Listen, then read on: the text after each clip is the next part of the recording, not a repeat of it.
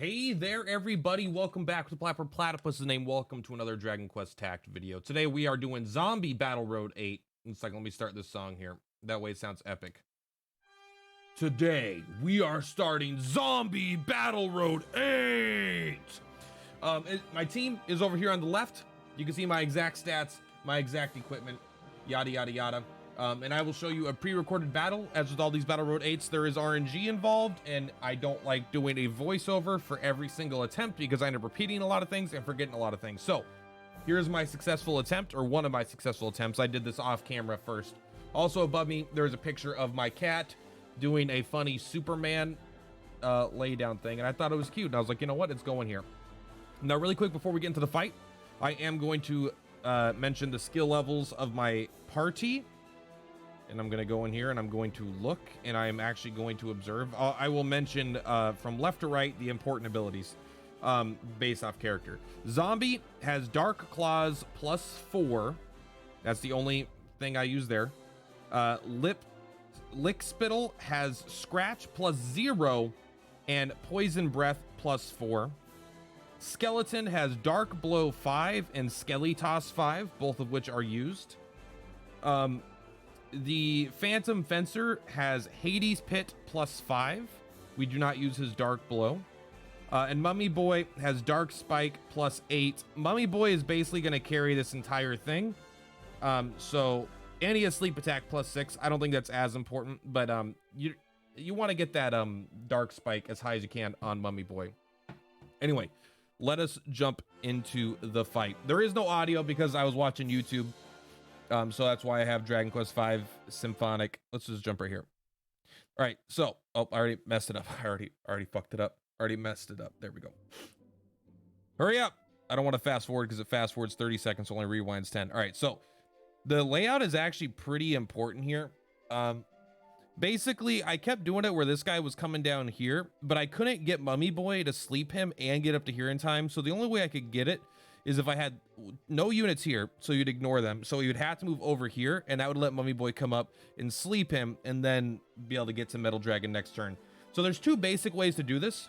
If you want to do it while getting the mini medal, which is the goal, I do recommend going as fast as possible to kill Metal Dragon quickly before he gets a chance to attack. However, Metal Dragon in this fight will also never do anything ever until you attack him. He will just sit there like a dummy, bump on a log, and let you kill his allies. So if you kill the left ally, kill the right ally, and then then take 3 turns if you want, 6 turns. Surround Metal Dragon, get all ready, and then burst him down. It would be a little bit hard, but if you have one of the units you could bring into this fight has Kasap, so you can keep his defense low. So that's a way to clear it if you're not able to do this deathless run that I'm about to show you. That should be able to help you at least get the kill. But anyway, we're going to continue. The setup here is actually exactly how I want it. Metal Dragon always goes first. This guy goes first. Their agility is so high. I tried to agility one of them, and it was not happening. All right, let's take a look here. So the reason we had, like, this is the exact layout I think you should use, by the way. You'll see why as we go on. But this guy is, our goal is to kill Metal Dragon on turn 3, and that is march forward as fast as possible. And so all these things that we're doing need to land. This sleep needs to land, and it's like, it technically doesn't. It doesn't prevent you from killing Metal Dragon, but it will cause this zombie to take a lot more damage, and he will die. So if you don't care about dying and you just care about clearing it, this will also work. Same with this poison here. And this is actually another very important thing. It might seem, it's not, okay, it's important, but it's not vital. But I don't like moving to this square. I like moving to this square.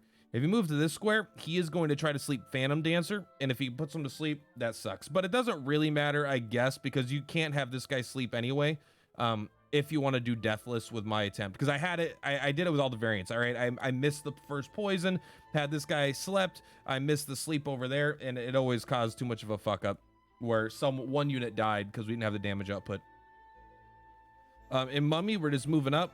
Our goal is to get everyone up to Metal Dragon, so we're just moving with our slow-ass 2 movement as fast as we can.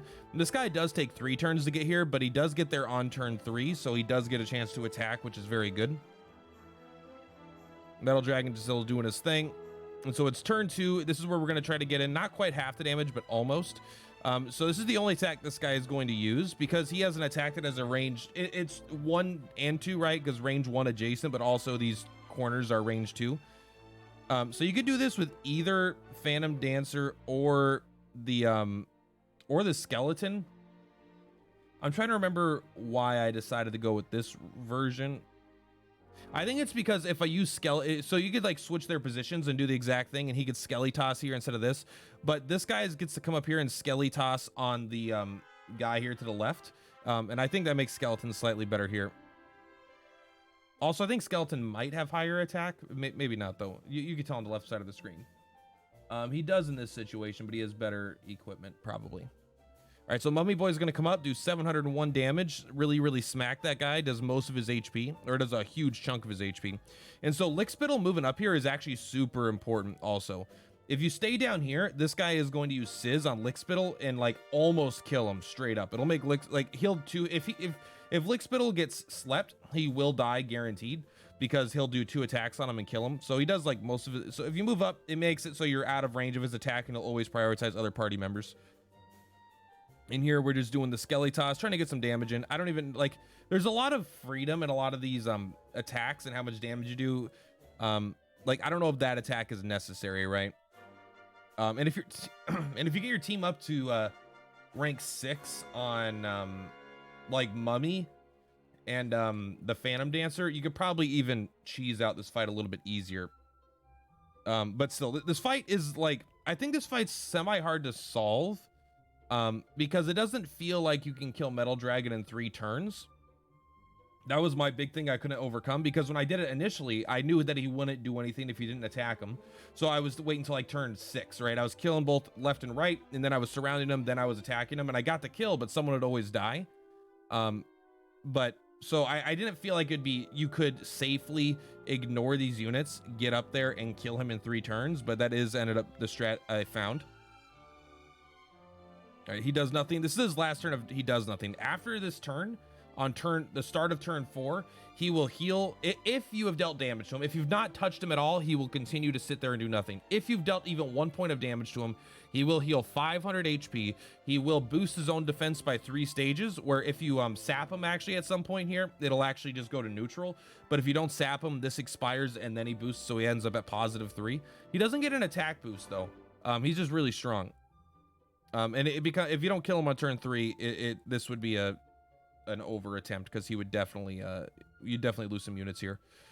Hades Pit again, and the reason we're not using Dark Blow is because we're making room for these units to come in, right? Like, you could go up here and Dark Blow, and you could move here and Skelly Toss. I think that the damage on my skeleton was slightly higher, which is why I did it there. But you have a little bit of freedom here, for sure. And these units are very similar. We're using them because they have a range attack and it can help get in some damage. And maybe we even overkill this guy a little bit. Who knows? Dark Spike, another 701 damage. Boom. And now it looks like he could die in 1 more hit, but he doesn't because he's kind of a scrub. Here I decided to move. I had moved here before, but I'm going to move down here because it'll let this guy come in and deal some damage. Hopefully get that kill next turn. You could definitely level up that Lickspittle attack as well to do a little bit more damage. Might help you be a little bit safer. To get him killed before he gets an additional attack. It doesn't matter, but you know, they're also probably C tomes and you have a billion of them anyway. Dark Blow +5, 242, pretty good. He sizzles this. Yeah, if the zombie had taken a couple hits from the this guy here, because he already would have taken 1 last turn and then he's going to take 1 next turn, it would have been too much for him, at least at rank 5. So the zombie does get the kill in his own battle road, which is pretty nice. He wakes up, smacks. And so this guy's actually in danger of dying. Like, this guy could sizzle him, right? But we could also move him back here. And then he would be totally fine. I don't think we do that, though. I think we just move him away. But we're going to have this guy come up and lay the smack down. Unfortunately, it's not quite a kill, which does kind of bother me. If you increase Lickspittle, he'll definitely get the kill right there. And then I actually think you could just kill this guy this turn. Like, no problem, honestly. If you have this guy die there before he gets his attack, actually, sorry, Lickspittle will just kill him anyway. Boom, easy peasy. So never X on that. I think you can kill this guy right here if you do the Dark Blow and have both these guys also use Dark Blow. I think you could just kill him. I was nervous, so I wanted to go for the sleep, which I actually think was a riskier play, because if the sleep failed, then I would not have killed him. But then he dies here for sure. You see, we have like a lot of excess damage here, right? The Hades pit, and then the we don't even use these two guys right here because the dark blow will kill him here. And that will be it. Everyone is alive. That got me a mini medal. And the awesome brand new armor. You can see I do have the armor equipped, but that character never even took a hit. I just like having it equipped. In fact, if you could equip that armor on Zombie, it'd probably be better, because he definitely takes more damage. I don't remember what the armors, I don't really put that much thought into. I just put really good armors on guys that are going to, you know, the strongest armors on guys that are going to take more damage. And I don't really put that much thought into it. Armor is much less significant than weapons in general. Maybe that'll change in the future, but as of now, weapons have definitely been more of an indicator of how the fight's going to go than armor. Anyway, guys, that's going to be it. Thank you so much for watching. Purplatypus is Purplatypus. I will see you for the next one where we're doing another battle road. I don't know which one yet. I haven't started another one, but we got the undead done. I think I'm only 1 or 2 mini medals away from the dark staff, the final mini medal award. So I'm excited to get that and start using that in videos just to show it off at the very least. Because if everyone follows everything that I did, like all my battle roads, then they would also have the same amount of mini medals as me, assuming they get the ones from the story. So it means everyone that follows my guides would also have access to that, which is cool. Anyway, guys, thank you so much. Purplatypus is Purplatypus. I will see you next time. Sorry for the boring white shirt. It's just the one I had clean and I put on. Next time I'll have a cool graphic tee for you guys. Peace out.